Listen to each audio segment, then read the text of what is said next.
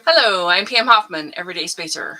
I'm Jeff Miller, 2049 Outfitters. At Everyday Spacer, we show regular folks how to personally and directly participate in space exploration, science, and astronomy. We're here on Friday nights at 9 p.m. Pacific Time, 12 midnight Eastern Time, and 2 p.m. on Saturday in Queensland, Australia. We're broadcasting live from Thousand Oaks, California. Tonight's episode will be a profile of Anousheh Ansari. We'll be back in 8.3 seconds.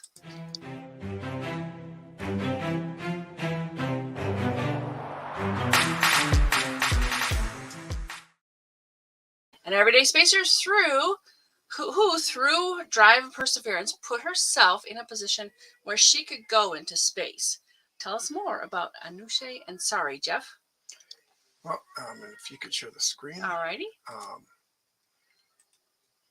Uh, through several sources, and some of them have more information than others about various things. Wiki is kind of hits the highlights of stuff, but doesn't really go into anything. And I used to think that she was basically just another rich person who bought themselves into space, but not really. That's not really the story, because she wasn't rich when she had the dream of going into space. She made herself rich. Yeah. They don't really go into it in the wiki. They talk about some of her early life, but what I really like for her early life is the Horatio Alger Association really talks well about her and has some really good quotes from her too. Very cool. My instinct and experiences tell me that we are here to live life to the fullest and experience it with all of our God-given abilities. Agreeable. Yeah. She was born in 1966, so she's younger than me. Not by much, but she's younger than me. Her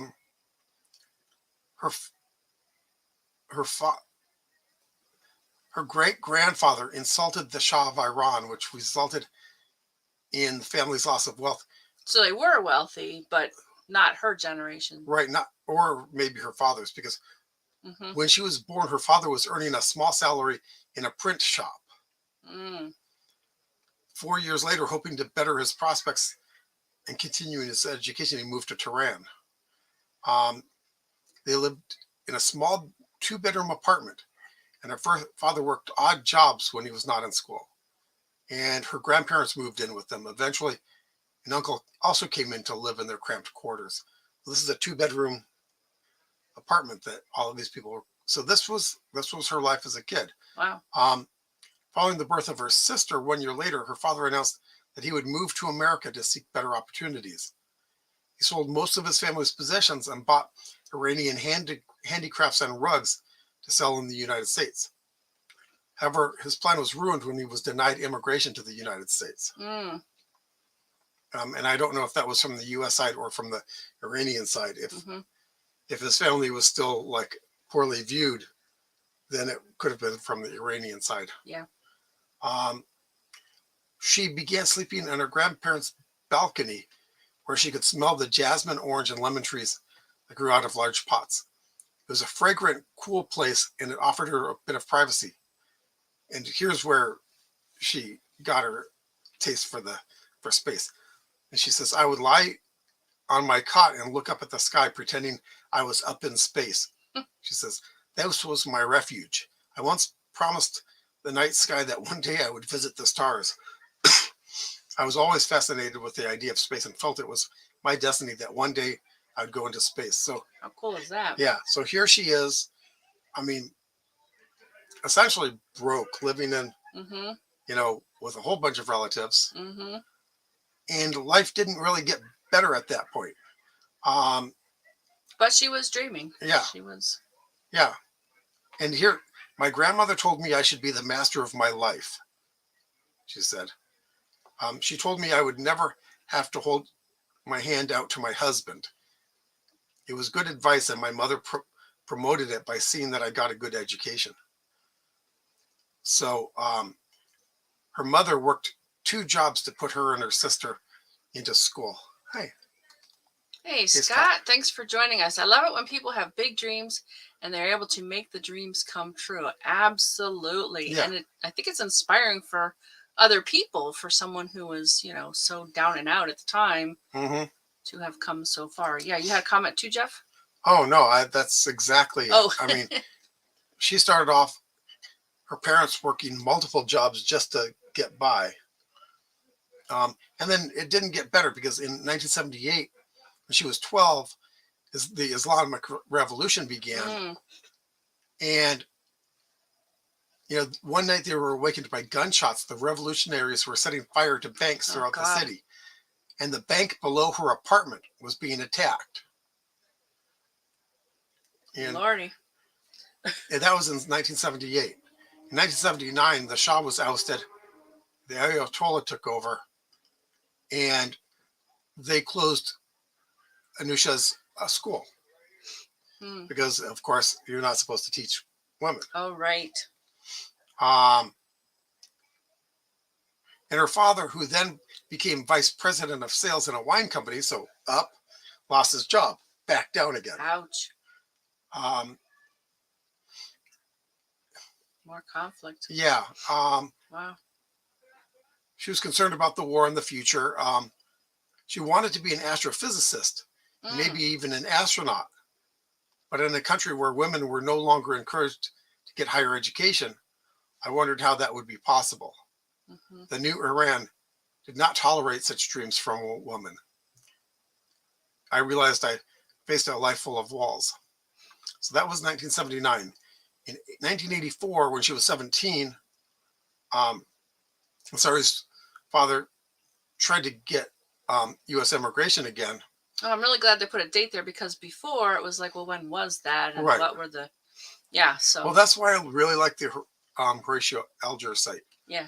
It's a really good site for biographies of anyone who's won one of their awards. Got it. And the fact that she did is really telling. Hmm. So after a year of red tape, her father's continued denial for immigration. Anousheh arrived in the United States with her mother and sister because they could get over, but her father couldn't. And they moved. Sounds like it might have been political, maybe. I don't know. I suspect so. I don't know, because being on the outs with the Shah should have put them on the in with the Ayatollah. Ah, okay. But who knows? They came to the U.S., moved in with her aunt and uncle, lived in the suburbs of Washington, D.C., which wasn't as bad as it is nowadays. Oh, hey, Cliff. Hi, Cliff. Welcome. Glad you could be here. Facebook has not started your show. Ouch. Yeah. Thanks for letting us know. I wasn't completely aware of that. Cliff, I have some ideas, and I might want to try them out sometime. We'll contact you later to test things, because the whole thing is trying to get transmission clean from here to Australia and back. Yeah. So she still wanted to be an astrophysicist, but she hoped to attend Princeton, but her verbal SAT score was too low.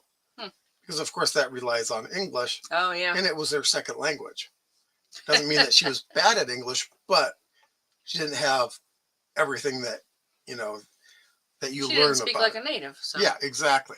Yeah, and I've noticed when I've helped other people learn English, the stumbling block seems to be the very simple words. Like, I remember raw, R-A-W, was one of them. It's like, wow, how do you know all these crazy words like penguin, but not raw? It was a very interesting experience to see how, because they got training, but having these conversations with me meant they could understand a little bit different, in a little bit different way. Yeah. So yeah, I got an idea about how that worked. Yeah. So she, so she got, she studied electronics and computer engineering, and worked part-time in the library as a waitress in a French restaurant. Got it. Ah, Dawn, welcome. Yeah, Anousheh had a lot to overcome. She did indeed, and I didn't really know that before this Well, doing this work. and since she went to school in a French Catholic school, Mm-hmm. she probably knew French very well. Yes. Might have known it better than English. So English was probably a third language, if not even more. Yeah, I don't know. Yeah. But so most of her college funding came in the form of loans. Mm-hmm. So again, she didn't come from money. She graduated with honors 3.5 years later. Wow. So that's, so she blew through it pretty fast. Yeah. And accepted a job at MCI Telecommunications. It went on.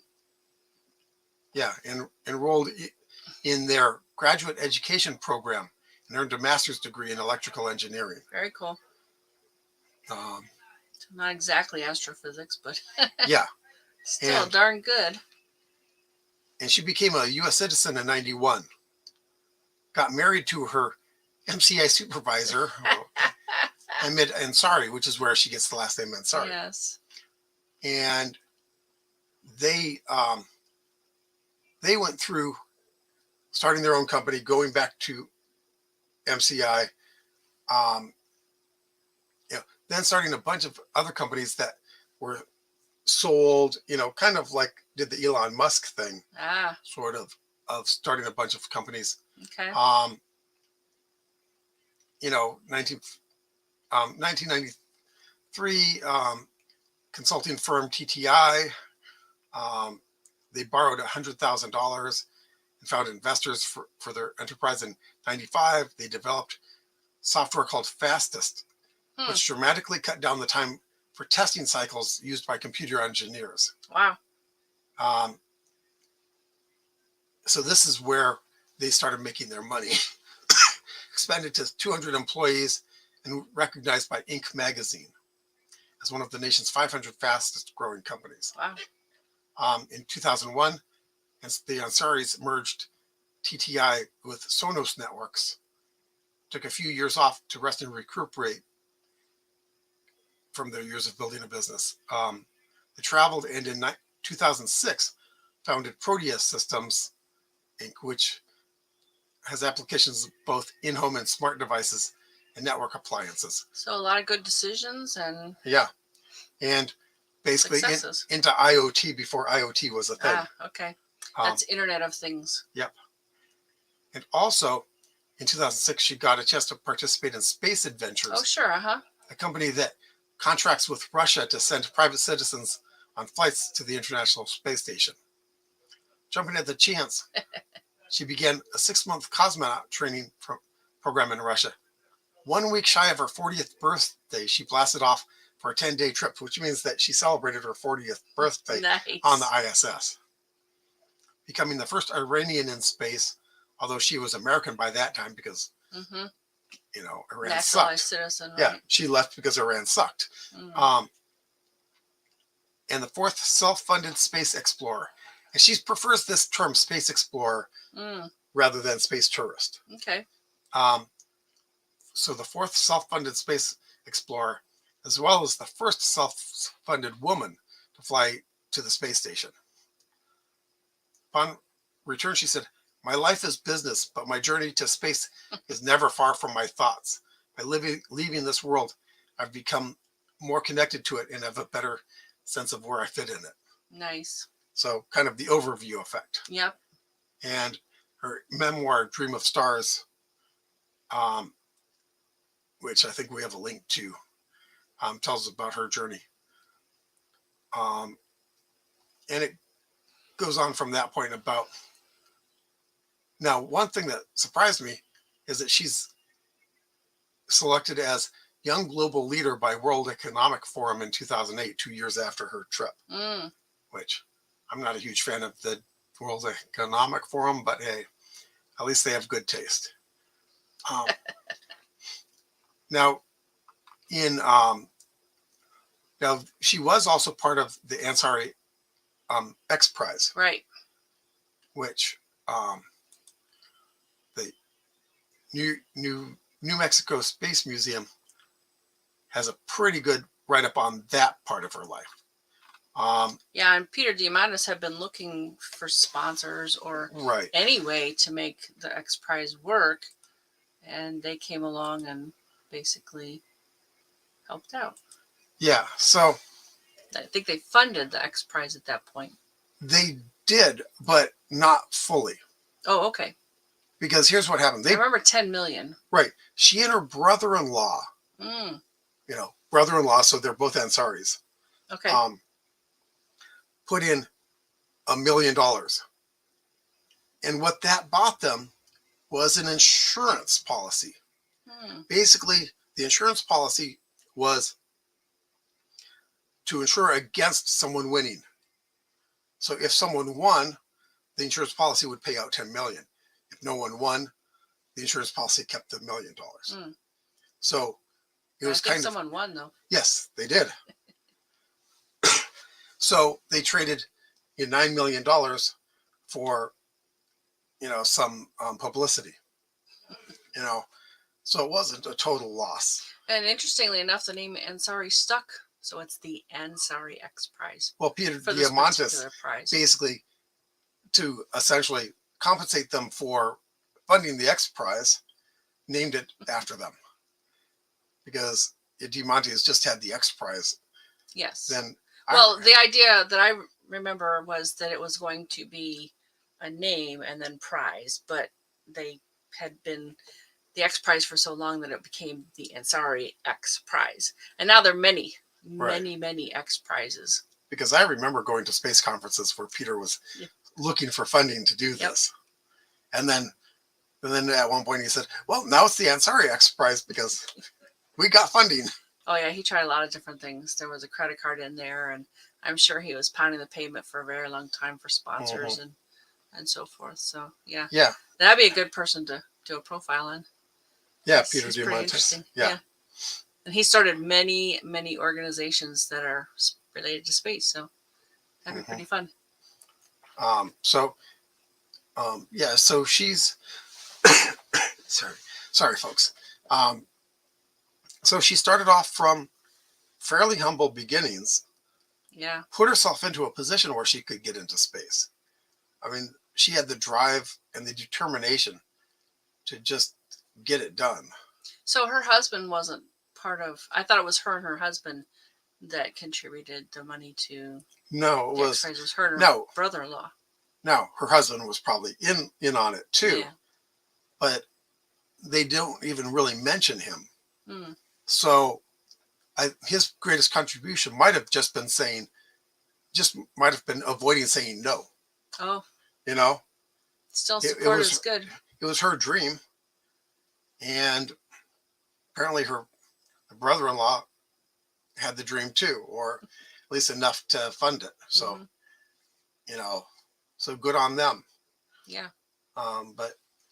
And so she's done a lot of other work for inspiring people. Her book's pretty darn good. And you can find it, but she's, so there you go. It's, self-made millionaire,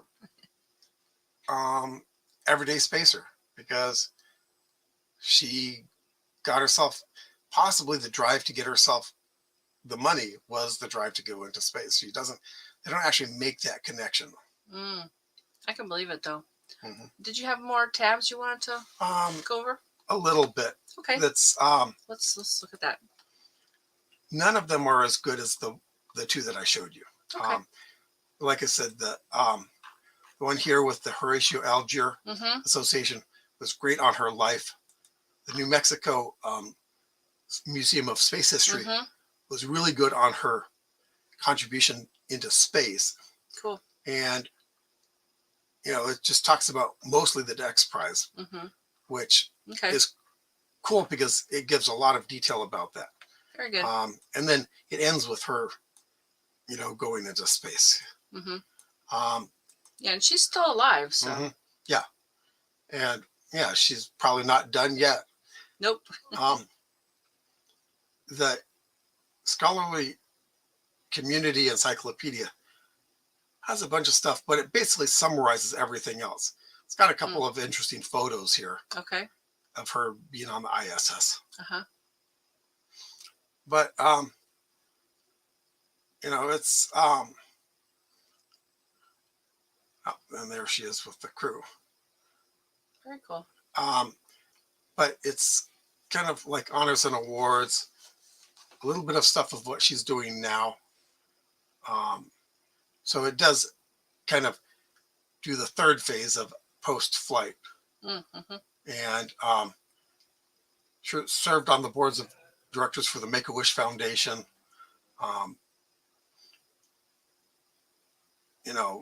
Foreign language film stuff. Documentary film 2009 featured in the documentary film Space Tourists,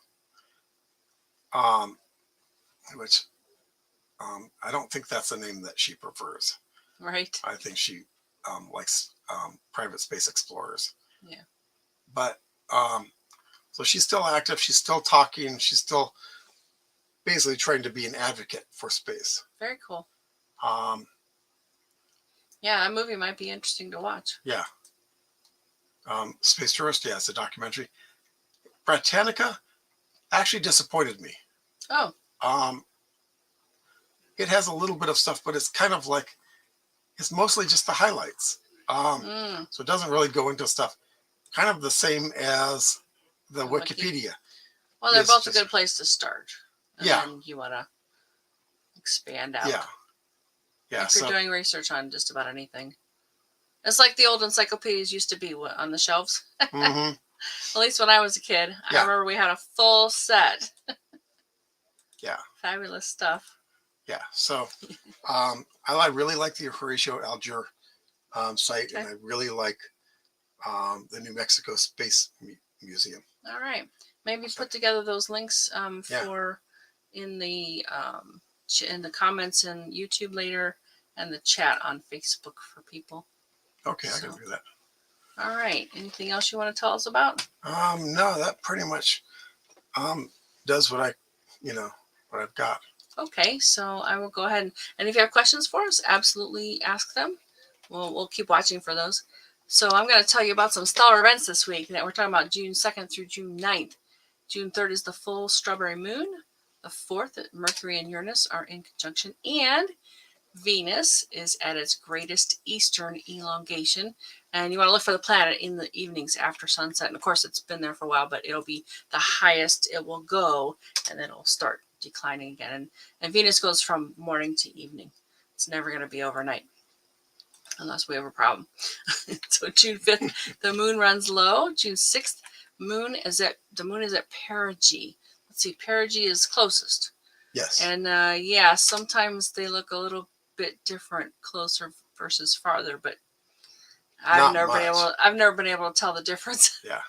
So yeah, on June 7th, Pluto and the moon are in conjunction, and then we're back to Friday, June the 9th, and I'm gonna do something we're talking about. I don't think we've done it before, but I'll tell you about that in a minute. Find us Fridays at 9 p.m. Pacific time on the Everyday Spacer Facebook page and the Everyday Spacer YouTube channel. Okay. Just in time. I just got done posting the links. Okay, other events and activities. NASA's internship program for STEM students. Check out the link in chat. Which I just did. And we got a question too. So you ready for that? Yes. Daniel. Yeah, Daniel. What is elongation? Boy, the word itself, I'm not sure I could define for you, but I know what it means. Stretching. Okay, all right. In terms of watching for things like, and they basically apply to Mercury and Venus because they're between us and the sun. They're the inferior planets, whereas the other ones, the ones outside of the Earth from the sun, are the superior planets. So when it talks about elongation, it's the farthest in the sky. I think Mercury just hit the greatest western elongation. And it's weird because it'll be that way from the sun. So if you're saying western, let me get rid of this so I can gesture a little bit. So if you're talking about, so the sun comes up and it's west of it, it's up before the sun. So whereas Venus, which you probably are able to see in the night sky, we haven't been able to see it here lately, but it is east of the sun. So if the sun comes up in the morning, Venus comes up after it. And so when the sun's going down in the west, Venus is still in the sky. So it is east of the sun. So in this but it case, appears in the west. Elongation essentially means Farthest. Stretched from the sun, or farthest away from. Yeah. I always think of it as the farthest in the sky it will Yep. get before it starts Yep. declining yet again. Yep. I hope that helped. Kind of like it's on a rubber band from the sun. Gets pushed out, gets pulled back. And I missed it, but I'll say now, thank you for joining us, Daniel. Really appreciate you being here. What else do we have here? Yeah, I still got to look at stuff. You made my section really short. Yeah, because I got an ear thing going. So better off a couple of weeks, folks. We will have more stuff in that area at some point. All right. When Mercury or Venus is farthest away from the sun from Earth. Yeah. That's how they appear. They use the term elongation. Yeah. Right. All right. So yeah, let us know. We'll watch for your comments for the rest of the show and later as well. You can certainly send us a message at other times in between. So, but if you or someone you know has done something interesting involving space exploration, science, or astronomy, we'd love to share our live. Join us again next Friday, June 9th. I'm going to talk about science fiction movies for this year. And we were talking about before, and I don't think we've ever done it, but maybe. And I see a comment from Cliff. Thanks, Cliff. Yeah, so yes, I finally got out a scope and got a few shots of the moon. I saw on Facebook. Yep. You had a little video of you with the telescope. Yay! Mm-hmm. You didn't buy any equipment lately, right? That seems to be. And you actually got shots from it. I mean, you didn't just get a video with you of the telescope in a cloudy sky. Yeah, we've had clouds lately here. Of course, in this area, they call it June gloom. So this time of year, which is why it happened in May. I heard today that's May gray. I didn't know that. Yeah, so, they just make up names. I could believe that. June gloom. Everything's made up. I've heard in multiple states. But, yes, I've heard of June gloom here. Which is fun because the last 2 days, the first couple days of June, it's actually been sunny out. No, it wasn't. Well, today got a little sunny for a little while. It was sunny for a little while yesterday too. Oh, it was? Yeah. Guess I missed it. Yeah. All right. Anything more from you? No. I'm good. Unfortunately, I'm feeling kind of poorly, so we're going to wrap up there. Thanks so much for being here, Daniel and Dawn and Cliff and Scott. Yep. Did I miss anyone? I don't think so. We're so glad you're here. We really appreciate you coming every Friday night, supporting us, leaving your comments, making us laugh, whatever it is. And so have a great week. And we're going to talk about movies next week, the science fiction movies. Take it easy. Good night. Good night.